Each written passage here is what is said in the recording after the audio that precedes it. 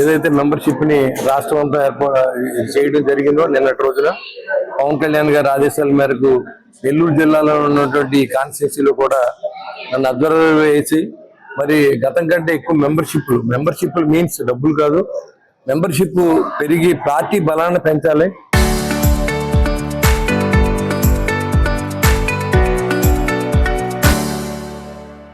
ఇవాళ ఈ 8 మండలాలు ఉన్నాయి. ఇక్కడ 8 మండలాల్లో కూడా ఇవాళ ఇది వరకు పరిపాలన చూశారు అందరూ కూడా. గడిచిన 5 సంవత్సరాల్లో వైసీపీ ప్రభుత్వంలో ఏ పల్లెటూరుని పట్టించుకోకుండా, కనెక్టివిటీ లేకుండా, మరి కనీస సౌకర్యాలు కూడా ఇవ్వలేనటువంటి పరిస్థితిని, ఒక దుస్థితి చూశారు.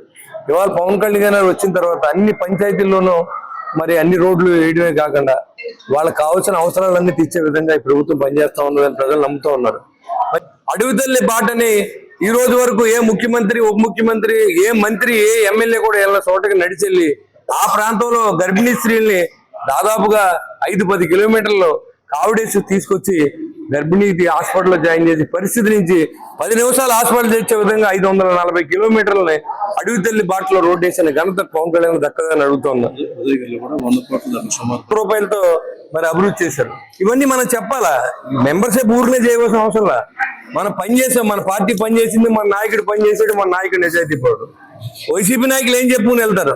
ఎన్ని కేసులు ఉన్నాయని చెప్తారు, వాన్పీక్ భూములు ఎన్ని ఎకరాలు కొట్టేశారని చెప్తారు, భారతీయ సిమెంట్కి ఎన్ని ఎకరాలు కేటాయించుకున్నారు ప్రభుత్వంలో చెప్తారు, లేదా సరస్వతి పవర్ ఇండస్ట్రీకి ఎంత కేటాయించారో చెప్తారు, ఇసుక ఎంత అబ్బాయిచారో చెప్తారా, లెక్కర్లు ఎంత కొట్టేశారో చెప్తారా మీరు? మనం ప్రభుత్వంలో వెళ్తాం, మా నాయకుడు నిజాయితీ పడు, కష్టపడి సినిమాలు చేసి ఆ డబ్బులు పేద ప్రజల కోసం ఖర్చు పెడుతున్న వ్యక్తి. వాళ్ళ జనసేన పార్టీలో తప్ప ఏ పార్టీలోనూ 500 ఖర్చు పెట్టి జన సైనికుడు 500, నేను నిరుపేదలంతా జనసేన పార్టీలో ఉన్నారు, యువకులంతా జనసేన పార్టీలో ఉన్నారు. 500కు సంపాదించే 300 పార్టీ కోసం ఖర్చు పెట్టేటువంటి మనస్తత్వం ఉన్న వ్యక్తులు. పవన్ కళ్యాణ్ గారి మీటింగ్ విజయవాడలో ఉందంటే మోటార్ సైకిల్ వేసుకెళ్ళిపోతారు ఇక్కడి నుంచి. అది కదా జనసేన పార్టీ అంటే, పవన్ కళ్యాణ్ అంటే అది. ఇవాళ మీరు ఏ పార్టీ అయినా మీటింగ్ పెట్టాలంటే బిర్యానీ ప్యాకెట్ ఇవ్వాలి, మందు ఇవ్వాలి, మళ్ళీ పెట్రోల్ డబ్బులు ఇవ్వాలి. కానీ జనసేన పార్టీకి మన నాయకులు ఎవరు కూడా అమాయకమైనటువంటి యువకులు పవన్ కళ్యాణ్ గారిని ముఖ్యమంత్రి చేయాలన్న ఆలోచనతో తప్ప వాళ్ళకి ఏమి ఉండదు. అలాంటి వ్యక్తుల్ని ఈ రోజు కూడా మరి మాట్లాడుతున్నారు వైసీపీ నాయకులు. సిగ్గు మర్చిపోయి 2 సంవత్సరాలు అయింది కదా, మన దోపిడీ ప్రజలు మొత్తం మర్చిపోయారు, మళ్ళీ యాస్టేజ్గా వైట్ షర్ట్ వేసుకుని సఫారీ కార్లలో తిరిగేయచ్చు అనే ఆలోచన చేస్తూ ఉన్నారు. ఎప్పుడైనా సరే దెబ్బతిన్న పుల్లు ఎప్పుడు మర్చిపోరు ప్రజలు. అలాంటి వాళ్ళు అది గుర్తుపెట్టుకోండి. పుల్లు లాంటి వాళ్ళు ప్రజలు ఎప్పుడు తిరగబడతారో తెలియదు. అదే పరిస్థితి మనం కూడా కన్ను మిన్ను కాని రాకుండా ప్రవర్తిస్తే అదే రిజల్ట్ వస్తుంది ఎవరికైనా. ఎవరి పుల్లు అంటావు, ఈ ప్రాంతాన్ని నువ్వేం చేసావు చెప్పాలి, సీమ ప్రాంతాన్ని నువ్వేం చేసావు చెప్పి నువ్వు సీమలో అడుగు పెట్టాలి. ఇవాళ అందరినేమో చేసిన గాలేరు నగిరి ఎన్ని ప్రాజెక్టులు ఈరోజు జరుగుతూ ఉన్నాయి. ఇవన్నీ కూడా మరి కేంద్ర ప్రభుత్వం సహకారంతో, నరేంద్ర మోడీ గారి సహకారంతో, అదేవిధంగా పవన్ కళ్యాణ్ గారు ఇద్దరు లైజీనింగ్తో, అదేవిధంగా ఆయన లేకపోతే ఈరోజు చంద్రబాబు నాయుడు గారు ఇద్దరు ఒక మాట మీద వెళ్ళి ఈ రాష్ట్రాన్ని బాగు చేయడానికి. కానీ జల్ జీవన్ మిషన్ పాత ప్రభుత్వంలో దాదాపు 30,000 కోట్ల రూపాయలు కేటాయిస్తే 2,250 కోట్లు మాత్రం ఖర్చు పెట్టి వదిలేరు. మన మనం ఖర్చు పెట్టలేక. జల్ జీవన్ మిషన్ అనేది ఎప్పుడూ వేసిన పైప్ లైన్లు 60-70 సంవత్సరాలుగా వేసిన పైప్ లైన్లు ప్రతి పల్లెటూరులో అవన్నీ కూడా లీకులు అయిపోయి పొల్యూట్ అయిపోతుంటే వాటర్ పట్టించుకున్నటువంటి ఆ ప్రభుత్వం మళ్ళీ మేము వచ్చేస్తామని ఈ ధైర్యం ఏంటో నాకు అర్థం అవట్లేదు. అంటే మీరు ఏమన్నా మీరే వేసేసుకుంటారా ఓట్లు, లేదా జనాందరినీ చంపేసి రఫరఫలు ఆడించేసి మళ్ళీ మీరే గుద్దేసుకుంటారా అనేది అడుగుతున్నాం. మీ బెదిరింపులకి, మీ ఉడతూపులకి పారిపోయేవాడు ఎవరు లేడు ఇక్కడ. మీరు అధికారంలో ఉన్నప్పుడే మీకు ఎదురు నిలబడిన పార్టీ, బుల్లెట్తో కొట్టి నా గుండెల మీద కొట్టి నిలబడిన వ్యక్తి పవన్ కళ్యాణ్ గారు అనే విషయాన్ని మర్చిపోయి మాట్లాడుతూ ఉన్నారు మీరు. అన్నసరిగా మీరు ఈ వార్నింగ్లకి భయపడేది జనసేన పార్టీ కాదు. మొట్టమొదట వైసీపీకి ఎదురు నిలబడిన పార్టీ జనసేన పార్టీ ఆంధ్ర రాష్ట్రంలో. ఆ రోజు విశాఖపట్నంలో మరి డొక్కా సీతమ్మ కేంద్రాలుగా ఓపెన్ చేసి ఏదైతే భవన కార్మికులు అందరూ ఆకలితో ఉండిపోతే, ఇసుక ఇవ్వకపోతే అప్పుడు దానికి ఆయన అక్కడ నిరసన తెలియజేయడానికి 1,00,000 మంది భవన కార్మికులు వచ్చి పాదయాత్ర చేసిన సందర్భంగా మర్చిపోవద్దని చెప్పి తెలియజేస్తా ఉన్నారు. వాళ్ళు పవన్ కళ్యాణ్ గారికి స్వార్థం లేదు.